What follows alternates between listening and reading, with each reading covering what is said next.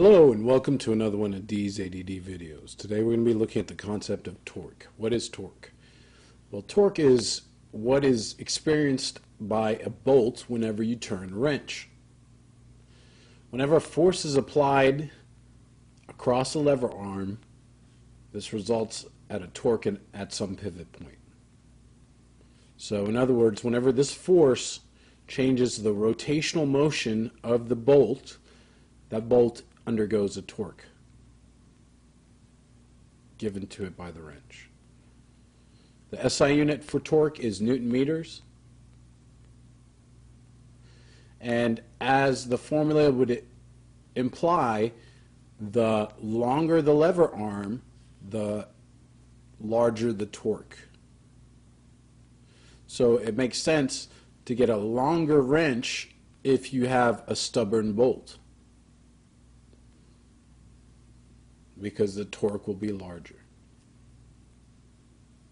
Because this is a cross product and the sign of 90 or 270 are the ones that are going to give you maximal torques, only the perpendicular components are the ones that we really care about. You can have some angular force coming in like that, but mainly the perpendicular ones.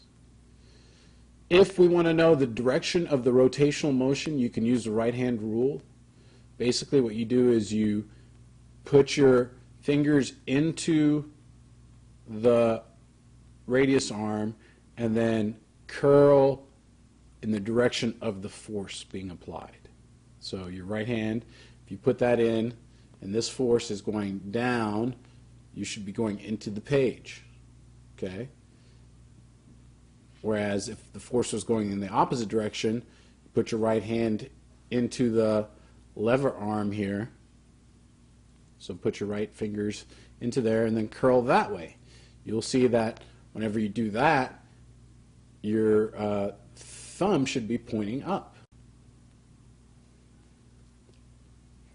Now this is the basics of torque. You will be using a lot more complex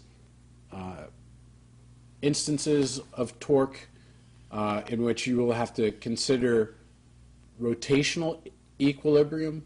If you see those words, know that the sum of the torques equals zero, much like the sum of the forces equaled zero whenever we were dealing with the forces and Newton's laws. Now if we're doing equilibrium, we know that that sum should equal zero as well, even if it's rotational. All right, so check out the example videos. They're going to get a lot more complex than just find the torque. So please practice, practice, practice. Thank you and have a nice day.